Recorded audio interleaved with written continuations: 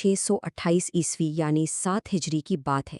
एक ऐसा तारीखी वक्त जब एक इंतहाई अहम अस्करी मुहिम आहिस्ता आहिस्ता एक हैरत अंगेज़ मुआशी मुआहदे में बदल गई। आज के इस जायज़े में हम ग़ज़वा खैबर के इन्हीं वाक़यात की गहराई में जाएंगे।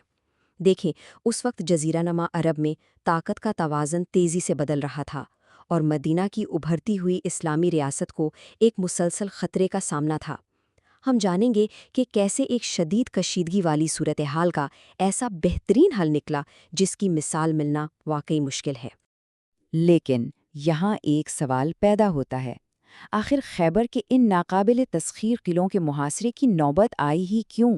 और सबसे बड़ी बात, एक खूनरेज़ जंग का अंजाम एक पुरअमन ज़राई मुआहदे पर कैसे हो गया? जंगें तो अक्सर तबाही पर ख़त्म होती है ना, लेकिन यहाँ हमें दुश्मनी से निकलकर एक मुआशी शराकतदारी यानी इकोनॉमिक पार्टनरशिप का सफ़र नज़र आता है। इस पज़ल को सॉल्व करने के लिए हमें थोड़ा पीछे जाकर उन हालात को समझना होगा। ग्राउंड रियलिटी को समझे बिना आगे बढ़ना मुश्किल है। खैबर कोई आम सी बस्ती बिल्कुल नहीं थी। ये आतिश फिशा चट्टानों और नखलिस्तानों के बीच एक ऐसा इलाका था जहाँ यहूदी कबाइल ने इंतहाई मजबूत किले बना रखे थे। ये किले इतने तगड़े थे कि किसी भी बाहरी हमले को नामुमकिन बना देते थे।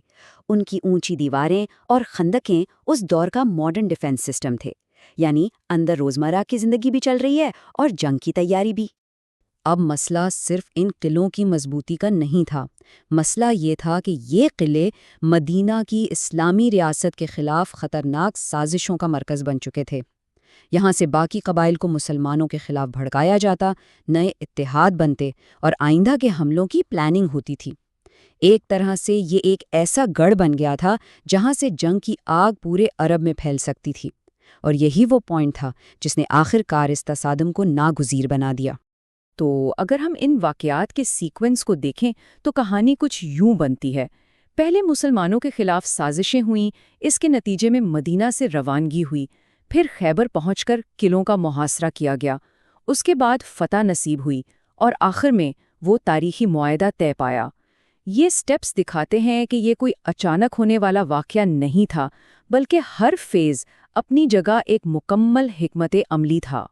खैर, जब साजिशों का जाल हद से बढ़ने लगा और मदीना को डायरेक्ट खतरा महसूस हुआ, तो एक फौरी और फैसलाकुन कदम उठाना ज़रूरी हो गया। नबी करीम सल्लल्लाहु अलैहि वसल्लम ने सहाबा करम के हमरा मदीना से खैबर की तरफ पेशकदमी की। ये एक बहुत मुनज़्ज़म अस्करी कदम था और इसकी सबसे ख़ास बात थी राजदारी। सफ़र इतनी तेज़ी से हुआ कि खैबर के लोगों को इसका पता तब चला जब इस्लामी लश्कर बिल्कुल उनके किलों के बाहर पहुंच चुका था। ये एलिमेंट ऑफ सरप्राइज इस मुहिम की कामयाबी का पहला बड़ा कदम था। अब वहां पहुंच तो गए, लेकिन 7वीं सदी ईस्वी में इतने मजबूत किलों पर डायरेक्ट हमला करना वाकई खुदकुशी के मुतरादिफ था। इसलिए मुहासरा यानी सीज की स्ट्रेटजी अपनाई गई। मुहासरे का सीधा सा मतलब है दुश्मन की सप्लाई लाइन काट देना और उन्हें अंदर ही इतना थका देना कि वो हथियार डालने पर मजबूर हो जाएं। इन बुलंद किलों के सामने यही एक बेहतरीन और प्रैक्टिकल रास्ता था। जाहिर है, ये मुहासरा कोई एक दो दिन की कहानी नहीं थी। कई दिनों तक शदीद तरीन लड़ाई जारी रही, तीरंदाजी होती रही, मौसम की सख्तियां थीं और सामने वो किले जिनको फतह करना बज़ाहिर नामुमकिन लग रहा था। लेकिन इस सबराज़मा जद्दोजहद के बाद अल्लाह ताला की तरफ से मुसलमानों को फतह मिली और आखिरकार वो मजबूत तरीन दिफाई हिसार टूट गया। एक और दिलचस्प बात यहाँ ये है कि ये किले किसी एक ही झटके में फतह नहीं हुए। खैबर में एक्चुअली कई किले थे जो एक दूसरे से जुड़े हुए थे। तो हुआ ये कि जैसे ही एक किला फतह होता, दुश्मन पीछे हटकर अगले किले में महफूज हो जाता। ये बिल्कुल एक डोमिनो इफेक्ट की तरह था, एक के बाद एक किला फतह होता गया। इससे अंदाज़ा होता है कि ये कितना सिस्टमैटिक और मुश्किल मिलिट्री ऑपरेशन था। और अब आते हैं इस पूरे वाक़े के सबसे हैरान कुन हिस्से की तरफ। ज़रा इस कॉन्ट्रास्ट पर गौर करें। जंग से पहले यही किले मदीना की तबाही के मंसूबों और दुश्मनी का मरकज़ थे, लेकिन फतह के फ़ौरन बाद क्या हुआ? एक ऐसा पुरअमन मुआहिदा जिसने इन्हीं कबाइल को अपनी ज़मीनों पर रहने और खेतीबाड़ी करने की इजाज़त दे दी। जंग की तारीख़ में ऐसी ड्रामेटिक तब्दीली वाकई बहुत कम देखने को मिलती है। नतीजा कुछ यूं निकला कि मुसलमानों को माले गनीमत हासिल हुआ, लेकिन عام طور پر فتح کے بعد جو تباہی یا بے دخلی ہوتی ہے وہ یہاں نہیں ہوئی۔ اس کے بجائے یہودیوں کے ساتھ ایک باقاعدہ اور انقلابی امن معاہدہ طے پایا، جس کی سب سے بڑی شرط یہ تھی کہ وہ لوگ وہاں موجود رہ کر اپنا کھیتی باڑی کا کام جاری رکھ سکتے ہیں۔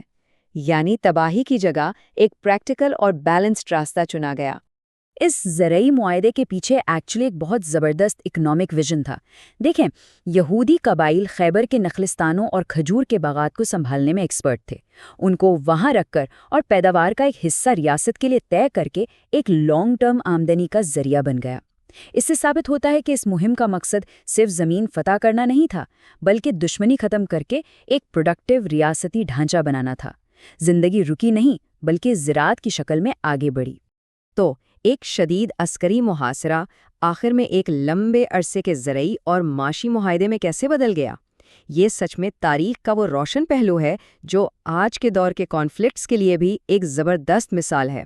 فتح کے بعد مقامی لوگوں کو معاشی خود مختاری دینا اور ریاست کا حصہ بنانا، یہ ایک ایسی حکمت عملی ہے جس پر آج بھی بہت کچھ سیکھا جا سکتا ہے۔ خیبر کا یہ باب یہاں مکمل ہوتا ہے، لیکن اس کی ڈپلومیسی اور معاشی گہرائی کی مثال ہمیشہ زندہ رہے گی۔